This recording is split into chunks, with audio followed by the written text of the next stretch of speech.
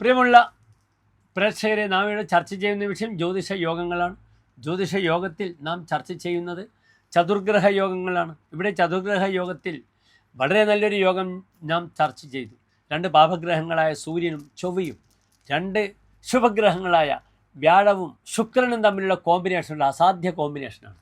ഇനി അടുത്ത യോഗം ആരൊക്കെയാണ് നിങ്ങൾ ശ്രദ്ധിക്കുക. 3 പാപഗ്രഹങ്ങൾ, 1 ശുഭഗ്രഹം, സൂര്യനും ചൊവ്വയും ശനിയും, ആ ഗ്രഹങ്ങളോടുകൂടി വ്യാഴവും. ഈ 4 ഗ്രഹങ്ങളുടെ യോഗം എൻ്റെ പ്രിയപ്പെട്ട പ്രേക്ഷകർ ആദ്യം ശ്ലോകം മനസ്സിലാക്കുക. സ്വാന്മാദോ ഗണമാന്യഃ സിദ്ധാർത്ഥോ ബന്ധുമിത്ര സംയുക്തഃ ഭാനുകുജ ജീവ സൗരൈഃ സംയുക്തേർവ നൃപാഭിമതഃ. ഭാനുകുജ ജീവ സൗരൈഃ, ഭാനു സൂര്യൻ, കുജൻ ചൊവ്വ, ജീവൻ വ്യാഴം, സൗരൈഃ, സൗരഃ സൂര്യപുത്ര, സൂര്യസ്യ അപത്യം പുമാൻ സൗരഃ അല്ലെങ്കിൽ സൗരി എന്ന് നമ്മൾ പറയും. സൗരിയാണ്. ഗണമാന്യഃ, ഗണങ്ങളുടെ ഇടയിൽ, കൂട്ടങ്ങളുടെ ഇടയിൽ, താനുമായി ബന്ധപ്പെടുന്ന ആളുകളുടെ ഇടയിൽ മാന്യനായിട്ട് ഭവിക്കും അദ്ദേഹം. പക്ഷെ അദ്ദേഹത്തിനൊരു ദോഷമുണ്ട്.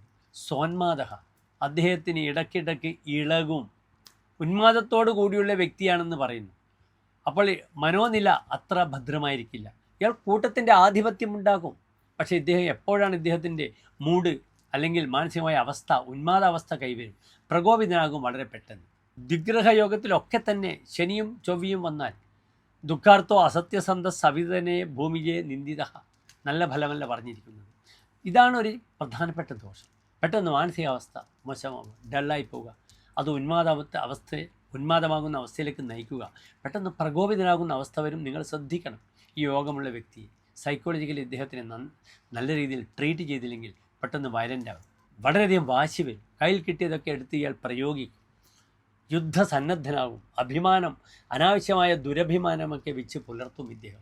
ബന്ധുമിത്ര സംയുക്ത, തൻ്റെ ബന്ധുക്കളും മിത്രങ്ങളുമായി ഇദ്ദേഹം നല്ല രീതിയിൽ സഹവർത്തിത്വം നടത്തും. സിദ്ധാർത്ഥ, തൻ്റെ ആഗ്രഹങ്ങളൊക്കെ പൂർത്തീകരിക്കാൻ ഇയാൾ മിടുക്കനായിരിക്കും.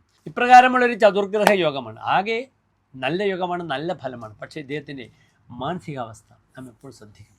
ഇങ്ങനെയുള്ള വ്യക്തികൾക്കൊക്കെ നന്നായി ഹീലറെ കണ്ട് ഹീൽ ചെയ്യുക. അതിസമർത്ഥനാണ്, നല്ല ബുദ്ധിയാണ്. പക്ഷേ ഒരു ബാലൻസിലാണ് മനുഷ്യൻ സഞ്ചരിക്കുന്നത്. നൂല് പൊട്ടിപ്പോയാൽ വലിയ പ്രശ്നക്കാരനാകും. അത് മാത്രം ശ്രദ്ധിക്കണം. നമസ്തേ.